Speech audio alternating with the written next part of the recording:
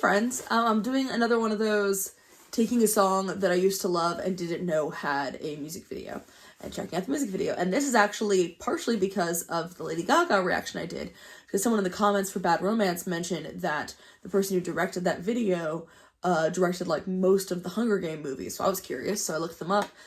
Francis Lawrence, and they've directed a ton of music videos. One of which was to one of my favorite songs of one of my favorite bands when I was younger, Incubus, Warning. Now, this was from their Morning View album, which I was obsessed with. I listened to this album. I haven't listened to it in years, but oh my god. I used to listen to the entire thing at least once a day. Sometimes multiple times in a day. Specifically this song a lot. This was a huge one for me. I love this one. Under My Umbrella was a big one. Just a Phase, Aquarius Transmission. I mean, anything from that whole album. I got to see it live once. It was amazing. I was obsessed before that. Make Yourself, the album right before then. They had Drive on it, sure, but like, there's Make Yourself, that song alone is fantastic. I Miss You is one of my favorite songs that Incubus ever did, even though it's really like short and simple. I just always loved it. I think Brandon sounds amazing on that. There's also a band, like I have a lot of love for that band because they're from my hometown. They're from Calabasas, California. They actually, I think, started, or at least like used to practice. They went to my high school, obviously before I went, but like they used to, the idea of like sitting at lunch in high school knowing that like they used to practice there, like in the quad, was very cool to me. I was really obsessed with them. At this point when this album came out, I was 12, and yeah. Well, I was 12 and extremely obsessed with the band Everclear. Like 11 and 12, I truly like, I was so in love with the band Everclear. I like had their pictures on my wall. My two best friends and I like wanted to marry the band. They were in their 40s. We were in middle school, you know. We were a bit odd, but yeah. So I actually somehow didn't know this had a music video, or if I did, I've forgotten. And I just remember this song being one that I loved. So I figured, why not? Let's check it out. I'll probably have to pause it because my heater is going to turn on any second, but I didn't really want to sit around and wait for it, so I'm just going to start it now, and we'll deal with it later. All right, let's go.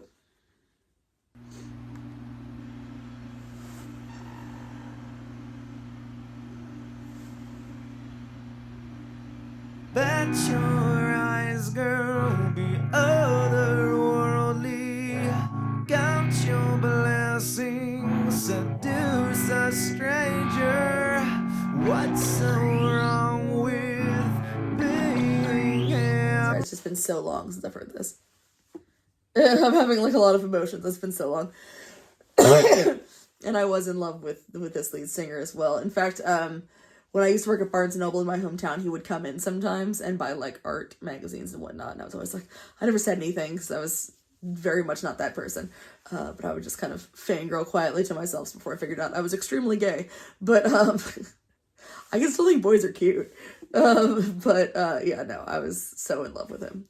He was artsy, you know? Like, come on. Goodness. This also is so lit like a...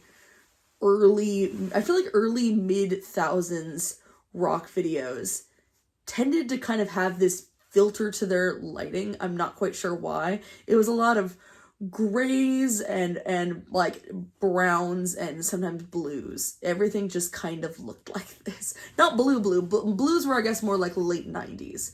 But a lot of the like kind of this, where it looks almost like it's really bright outside and you walk inside and everything looks kind of like fuzzy. Everything kind of looks like that. I'm not sure why that was the thing to do, but it strangely was. And my heat's turning on, so pausing. Okay, I'm back. All right, let's go. Happy kudos to those who see through sickness, yeah.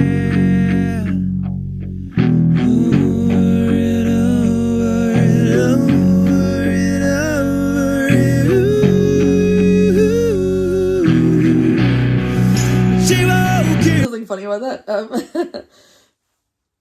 Something about she looked like the like scary girl in a like a bad horror film, like was it? It's not Unfriended. What am I thinking of? Friend Request?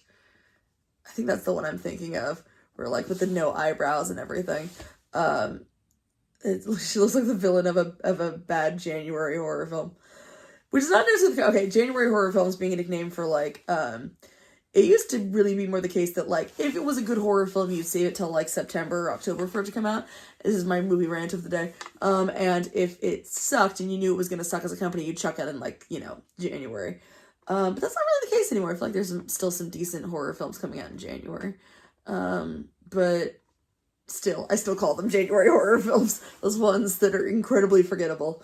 Like, you know, your, Blumhouse not Trick or Treat, Blumhouse Truth or Dare, or things like that are just, like, terrible. I think one of them is Friend Request is the one I'm thinking of. It looks like that girl. Alright, anyway. In the morning, she knew that her life had passed her by. She called out a warning. Don't ever let life pass you by.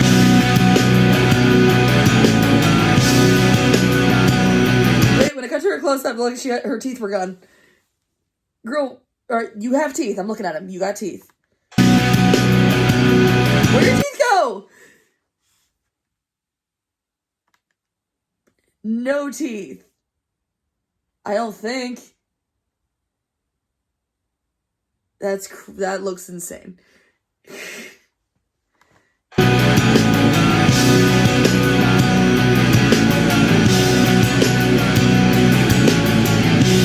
Just got one shot at this. I suggest we learn to love ourselves before it's made illegal. When will It's a good line. I'm remembering now. I remember. Oh my gosh. Okay, when I was listening to this album nonstop when I was about 12 or 13, about 12. I was also just discovering Ray Bradbury, and I was reading Fahrenheit 451, and in my brain, I somehow connected specifically this song to Fahrenheit 451. I don't remember exactly why, but in my 12-year-old brain, it made perfect sense that this is the perfect song for that book. I don't remember why, but I think that line was one of them, one of the reasons. I think another one was like, those left standing will make millions writing books on the way it should have been. The idea that everyone at the end of that book is going off to, like, write, or everyone, main character. Yeah, that's so fun. I just suddenly remember, like, oh my god, I forgot I had this, like, whole thing I was obsessed with.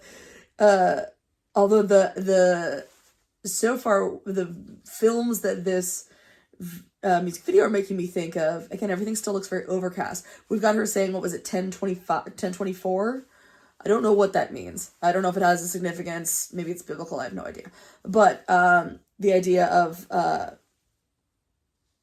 you know, that, so like this came out in 2001. I think that might be the same year as Donnie Darko.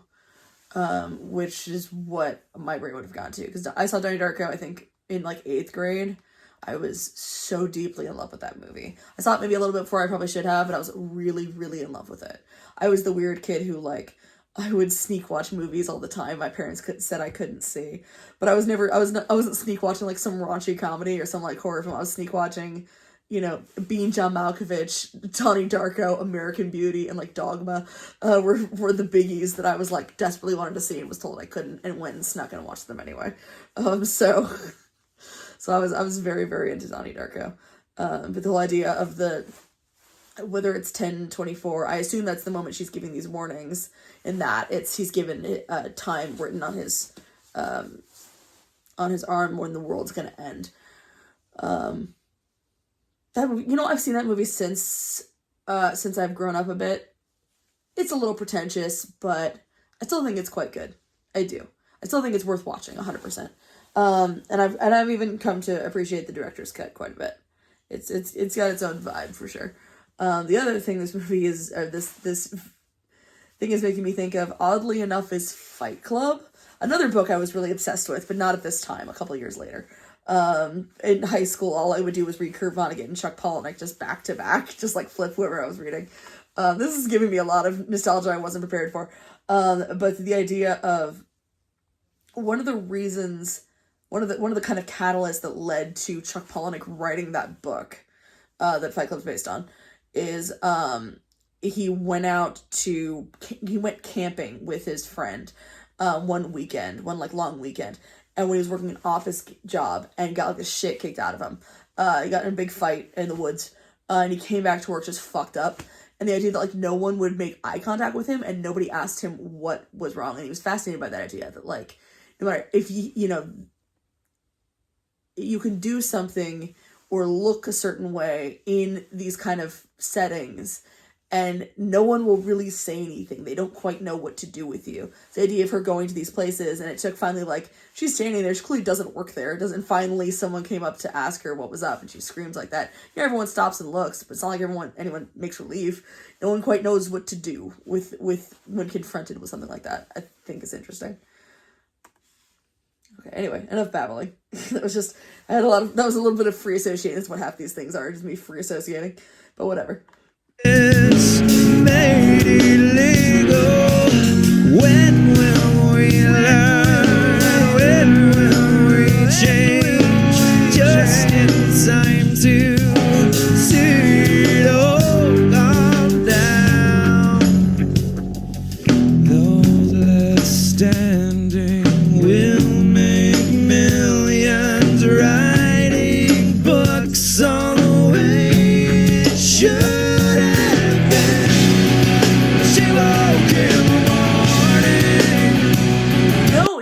Shots, it still looks like she doesn't have teeth. Where do her teeth go? So my question is she doing all these at 10/24? Is she doing them at various, like, throughout different days? Or is she not human? Is she like a weird little warning system that goes around? I don't know. Where are her teeth, though?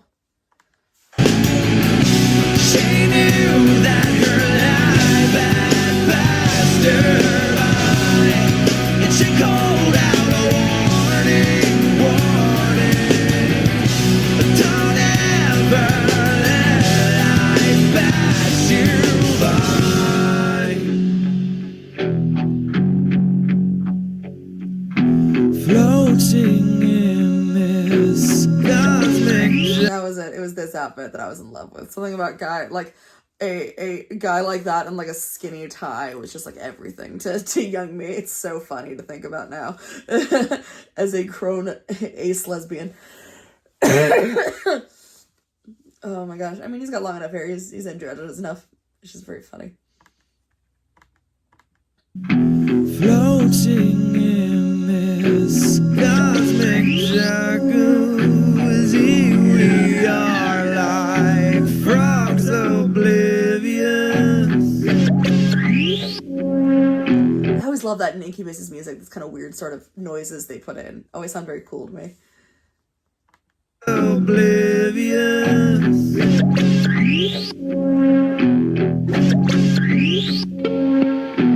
To the water starting to boil. Now unflinched as we all float face down. Oh my god, I remember those watches. We all float face down. Yes, I didn't have that. What was it? What were the huge ones that were so popular? I think they were called like Baby G's. I fully had one. Oh my god. Memories. But that's such a good line. The like, sorry, been a minute since I've heard this song. I mean, I know I just listened to the lyric, but I gotta remember it. Here we are like frogs oblivious to the water starting to boil. The idea of like the slowly, like we're all just kind of hanging out and we don't notice as things are getting slightly worse, slightly worse, slightly worse. The idea of like when you are boiling something alive, if you're just slow enough about how high you turn up the heat, they don't know until they're dead. And the fact that might all be happening to us. Wow, this song was written a long time ago. It's still feeling a little current. Isn't that crazy? We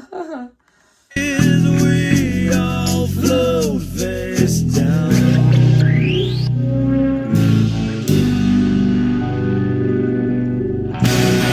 When she woke in the morning,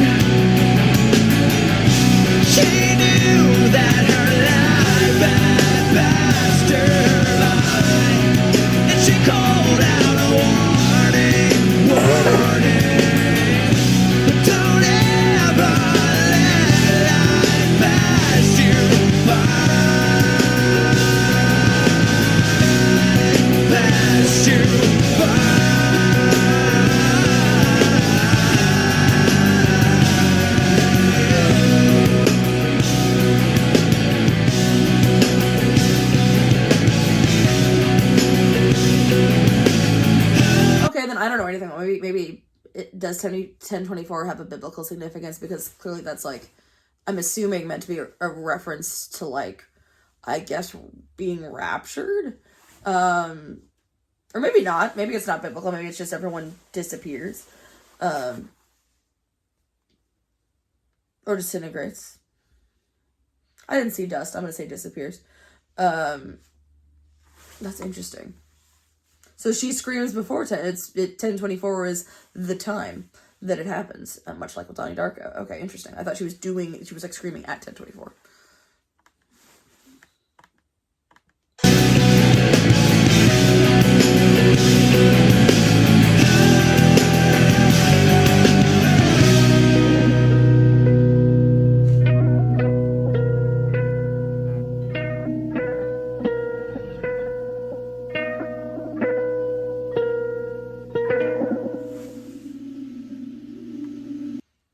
That was an interesting video. I kind of feel like I'm missing something because I don't understand. Maybe it doesn't have a significance. Maybe it's just a random number. That also could be true. And if not meant to be the warning of don't let your life pass you by, screaming at people in random places is not going to get that message across. I hope she screamed for their attention and then maybe like gave a TED talk about like, hey guys, maybe you should do other things with your life. Let's say that's what happened. That was still very cool to go back and to see that video. I still don't know what the fuck is with her teeth. Someone else tell me they saw that. She didn't have teeth. I don't know why. Sometimes she did and sometimes she didn't. It's a strange continuity error of teeth/no teeth. But I do love that song and I do love that album. I kind of want to go listen to that album right now. Maybe I will. So yeah, this is just because I randomly saw that it was by the same person who directed Bad Romance, which is hilarious to me. A little bit different vibe. And there we go. Thanks for joining me, guys. Bye, everybody.